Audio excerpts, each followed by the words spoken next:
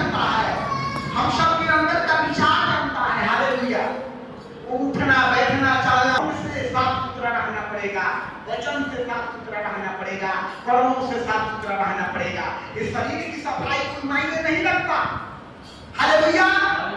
शरीर की सफाई कोई मायने नहीं रखता, तन की सफाई कोई मायने नहीं रखता। मेरे प्रियो, मायने रखता है तेरा मन सुंदर होना चाहिए, मन में कोई कपट नहीं होनी चाहिए। हालेलुया। कर्म अच्छा होना चाहिए। अगर कर्म आपका अच्छा है तो दुनिया कोई ताकत, कोई शैतान आपको हरा नहीं सकता। हालेलुया। शैतान को घुटने टिकाने में आपका कर्म अच्छी होनी चाहिए, आपकी वाणी अच्छी नहीं होनी चाहिए। ये नहीं कि मुंह में यीशु बगल में छुरी, ऐसा नहीं होनी चाहिए मेरी मां। हालेलुया। तब परमपिता परमेश्वर हम सबके हर घड़ी चढ़ाई में चढ़ाएगा। हालेलुया। चलिए मैं इस वचन के लिए प्रार्थना करता हूँ। धन्यवाद राजा सर्वशक्तिमान परमेश्वर मेरे पिता, आपको धन्यवाद करते हैं प्रभु जी। भजन संहिता से 23 में पिता ये वचन पिता हमारे अंदर, मेरे भाई बहन के अंदर, आपके विश्वासियों के अंदर पिता एक ठीक ठीक वचन का अर्थ समझ में आए यीशु नासरी के नाम में। ये वचन हो पाए, ये वचन हृदय में परमेश्वर इन लोगों के हृदय में हो पाए यीशु नासरी के नाम में पिता, ताकि इन लोगों का मनोवृत्ति तेरे चरणों में सदा वास करता रहे। हालेलुया। प्रभु प्रार्थना सुनने के लिए धन्यवाद। शाबाश नहीं बाबा देते यीशु के मीठे पवित्र नाम में इस प्रार्थना का उत्तर मांगते हैं। आमीन। चलिए मेरे प्यारे भाई बहन, अब हम सब वचन की ओर चलते हैं। नया नियम के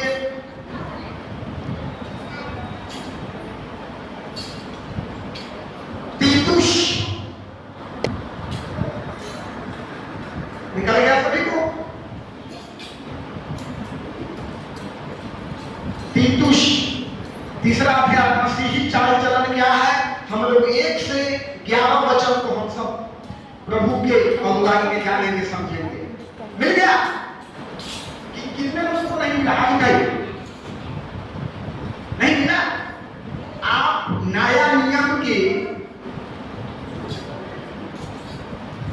तीतुस पुस्तक आप अगर इधर से चलेंगे तो ज्यादा चीज नहीं है, केवल तीतुसी प्रकाशित वाक्य पढ़ लेते। ये उनका के पढ़ लेते। 12 के आगे या क्या 1 नंबर 299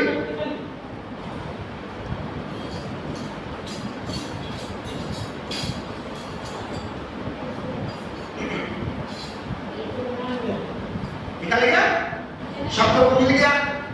वचन पर आप ध्यान लगाएंगे, क्योंकि वचन रूपी अमृत, वचन रूपी एक प्रसाद ऐसा है कि हम सब अगर अच्छी तरह से इसका पाले तो हम सब का जीवन दम अधोगामी बन जाएगा। हम लोगों को आज जानना है परमेश्वर क्या हम सब के लिए फरमाया है, हम लोगों का चाल चलन क्या होना चाहिए। बहुत लोगों को देखते हैं हम लोग, देखा भी गया है कि प्रभु को ग्रहण कर लिए हैं। मेरी माँ, प्रभु को ग्रहण कर लेने के बाद भी उनका वही पुराना वाला जीवन है, वही पुराना लड़ाई झगड़ा। सब लोग वचन पर ध्यान देंगे। प्रभु ने फरमाया है हम लोगों के लिए क्या चाल चलन होना चाहिए। मसीह के पहले आप मसीह में नहीं थे तो उसके पहले आपका चाल चलन हैबिट क्या था। आप प्रभु में आ गए तो अब आपका चाल चलन क्या होना चाहिए। प्रभु फरमा रहा है, प्रभु बता रहा है अपने बेटों के लिए, बेटियों के लिए, विश्वासियों के लिए, दास दासियों के लिए। आप अध्याय 3 से लेके 11 तक में देखेंगे ये क्या कह रहा है वचन। पहला वचन पढ़ें। कोई एक लोग 3 का 1 लोगों को शुद्धि मिला।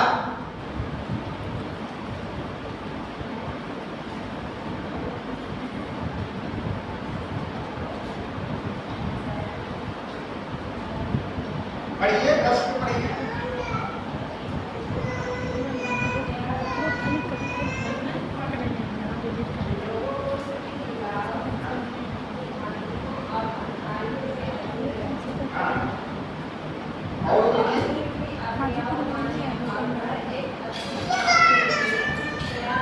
हालेलुया। देखिए इस वचन को हम लोग समझेंगे।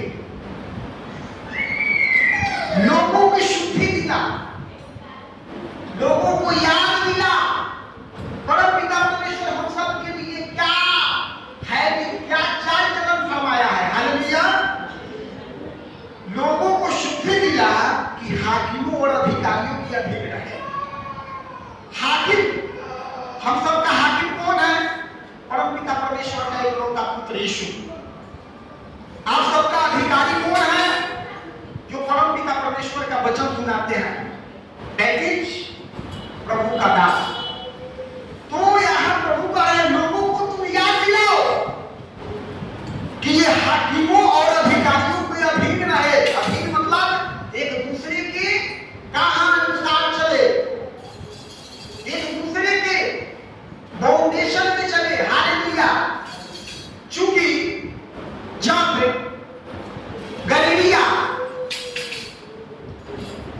जब भेड़ को चराता है तो अपने अधीन रखता है, एक छड़ी हाथ में लिए रहता है। वचन पर ध्यान देंगे, छड़ी लिए रहता है।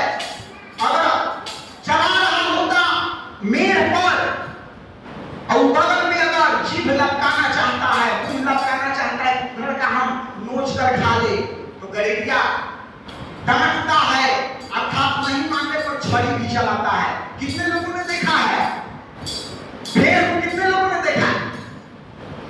गांव में बहुत है, अभी तो शहर में उतना ना है, हम लोगों ने करीबी से देखा है।